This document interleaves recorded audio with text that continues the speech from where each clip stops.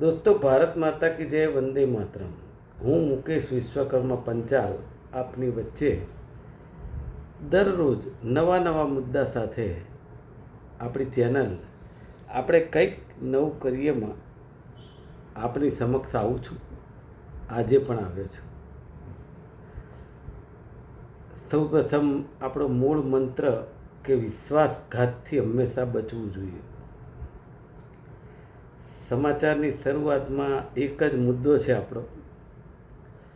ગુજરાતની અને દેશની પ્રવર્તમાન પરિસ્થિતિ એટલે કે પેટ્રોલ ડીઝલની જે અછત છે અને એના પછીના પ્રજા ઉપર શું શું ભારણો અને શું તકલીફો. હવે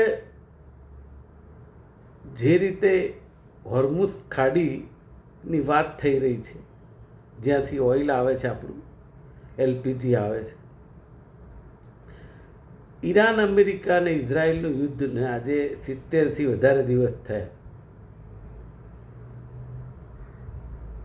આપણે ત્યાં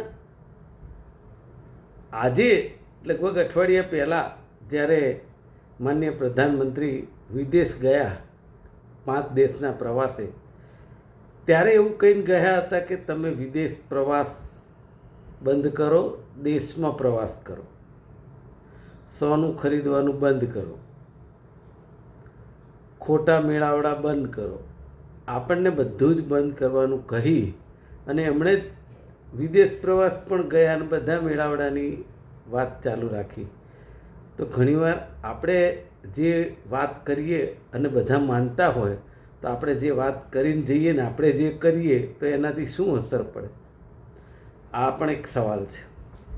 અત્યારે પરિસ્થિતિ એવી છે ગુજરાતમાં કે જે રીતે સૌરાષ્ટ્રમાં, ઉત્તર ગુજરાતમાં રાધનપુરની પેલી બાજુથી રાજસ્થાનથી અવાય એ વિસ્તારમાં, કે આ બાજુથી તમે મધ્ય ગુજરાતથી જે એમપી થઈને અવાય એ વિસ્તારમાં, ચારે તરફ હાઈવે ઉપર તમે જુઓ તો પેટ્રોલ ડીઝલ મળે છે, પણ લાઈનો મોટી મોટી છે.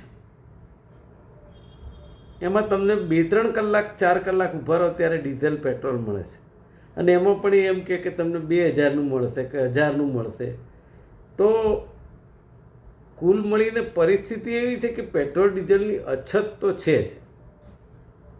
અને મારું એવું કહેવું છે કે આ જે યુદ્ધના કારણે પરિસ્થિતિનું નિર્માણ થયું છે, તો 5 રાજ્યની ચૂંટણીઓ હતી અને ગુજરાતમાં ચૂંટણીઓ હતી, એટલે ભારતીય જનતા પાર્ટી અને આપણા લોકલાડીલા પ્રધાનમંત્રી દેશને અને રાજ્યને આપણા સાચી વાતથી વાકેફ ન કર્યા.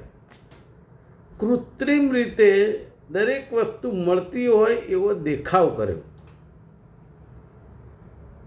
કારણ કે ચૂંટણી એકવાર જીતી જઈએ ત્યારબાદ પ્રજાનું જે થવું હોય તે થાય, અને એમાં તો આ માહિર છે કે એમાં કશું તમે કહી ના શકો. હવે હાલ પરિસ્થિતિ એવી છે કે પેટ્રોલના ભાવ પણ રિઝલ્ટ આવ્યા પછી તરત વધવા માંડ્યા અને અછત પણ વર્તાવા માંડી. ઉદ્યોગોને ડીઝલ મળતું નથી, પેટ્રોલ મળતું નથી, અને ખાસ કરીને ગુજરાતના ખેડૂતોની વાત કરીએ તો મેં લગભગ સૌરાષ્ટ્રમાં તપાસ કરી કે આ બાજુ ઉત્તર ગુજરાતમાં આદિવાસી વિસ્તારની તો જાણે વર્ષોથી પરિસ્થિતિ જે પ્રકારની છે એ જ છે, એમાં તો કોઈ મોટો ફેરફાર નથી. પણ ખેડૂતો પેટ્રોલ ડીઝલ લેવા માટે લાઇનની અંદર રાત્રે પણ સૂઈ જાય છે. વિચાર કરો.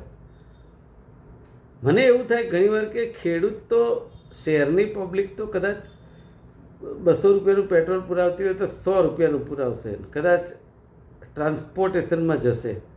પણ જે પરિસ્થિતિ આજે ખેડૂતોની ને ગામડાની જે રૂરલ પબ્લિક છે એની છે, એ બહુ દયનીય છે ને અસહ્ય છે. આ ખરેખર હું એવું માનું છું કે સત્તાધીશો જે કોઈ હોય તે લોકોએ આ પ્રકારની એક ખોટો મુખટ્ટો દેશની સામે કે રાજ્યની સામે લાવે રાખવો અને એમ કહીએ કે કોઈ તકલીફ નથી, આવું નહીં કરવું પડે.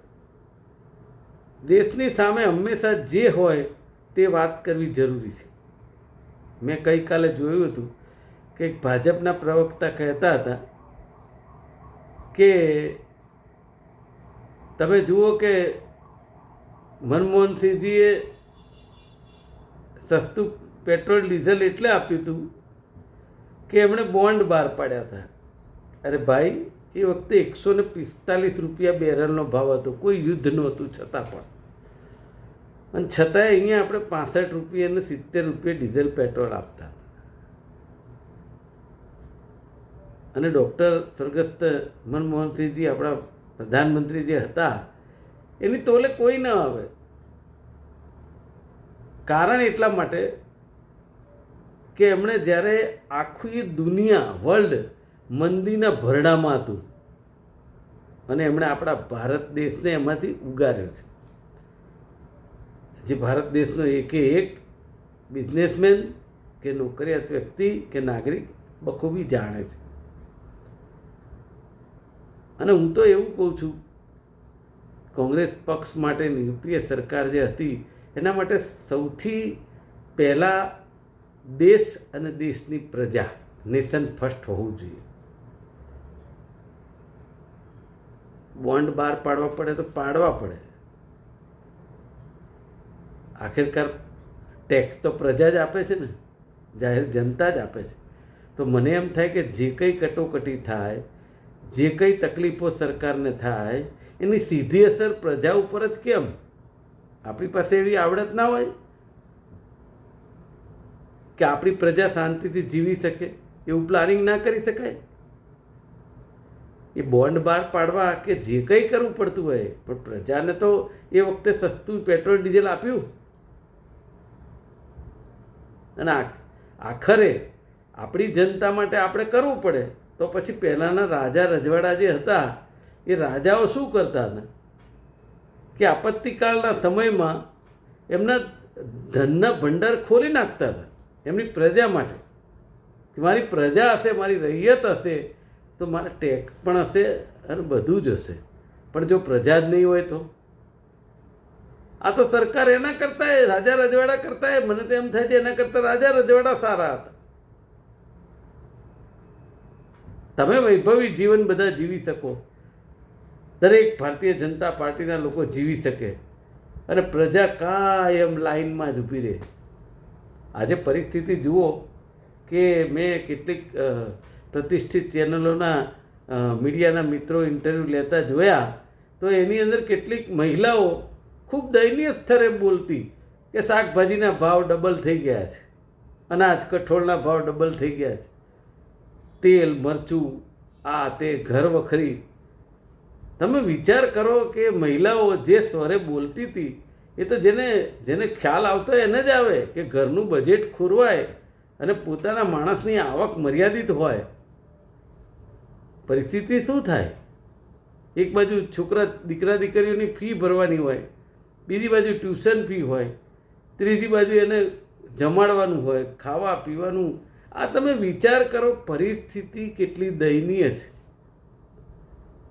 અને છતાં પણ હું એવું માનું છું કે પ્રધાનમંત્રી આપણા સિરિયસ નથી. તમે જે રીતે કોઈ મુદ્દો તમારા હાથમાં આવે ને બીજે દિવસે મન કી બાતમાં આવીને તમે વાત કરો છો કે મહિલા બિલ વિરોધ પક્ષે પાસ ના કર્યું.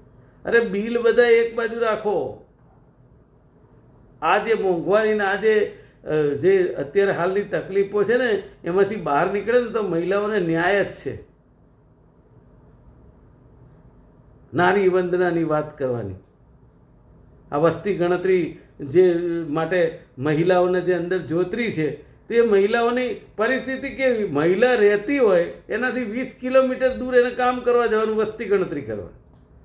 આવું પ્લાનિંગ હોય? આને નારી વંદના કહેવાય? ખરેખર તો એવું પ્લાનિંગ હોવું જોઈએ કે દરેક જગ્યાએ એ મહિલાને કોઈ પણ જગ્યાએ કામ માટે મૂકતા પહેલાં એમની પાસે એડ્રેસ હોય છે એમના, તો એની પેરીફરીમાં 1-2 કિલોમીટરમાં કરી શકાય. પણ ના, એ પહેલાં હેરાન કરવાના એ લોકોને, અને પછી એ લોકો આવે એટલે પછી ફેરફાર કરવાના. એમની પાસે જતા આવતા રહેવાનું, બસ. ન ચાલે આવું. આવું ક્યારેય જોયું નથી. પરિસ્થિતિ ખૂબ ગંભીર થતી જાય છે. પ્રધાનમંત્રીએ, મુખ્યમંત્રીએ અને દેશના સત્તાધીશોએ અને ગુજરાતના સત્તાધીશોએ આના ઉપર ધ્યાન આપવાની જરૂર છે. પાછા કે વિરોધ પક્ષ બોલે તો એમ કે આ તો પાણીમાંથી પૂરા કાઢે છે, દૂધમાંથી પૂરા કાઢે છે. અરે ભાઈ, આ જે વાત કરતા હોય છે એ વાત કરનારાઓને મારે કહેવું છે કે આ બંધારણ, આપણી લોકશાહી, એના ભાગરૂપે વિરોધ પક્ષ કોઈ પણ હોય, સત્તા પક્ષ કોઈ પણ હોય, પણ જે સત્તા પક્ષ હોય એના જે કોઈ નિર્ણયો, જે કંઈ વહીવટ ચાલતો હોય એની અંદરની ત્રુટિઓ પ્રમાણિકપણે જો વિરોધ પક્ષ બહાર લાવીને તમને બતાવે તો મને એમ થાય છે એને લોકશાહીનું દર્શન કહેવાય, બંધારણીય અધિકાર કહેવાય, પાણીના પૂરા ના કહેવાય. કારણ કે જે વસ્તુ કાયદાકીય રીતે ખબર ન હોય તે લોકો આવી વાતો કર્યા કરતા હોય. પણ હજી સમય છે. મને લાગે છે કે ગુજરાતની, દેશની જનતાને સુખાકારીથી જીવન આપવા માટે. આજે બસ આટલું જ. આપનો ખૂબ ખૂબ આભાર.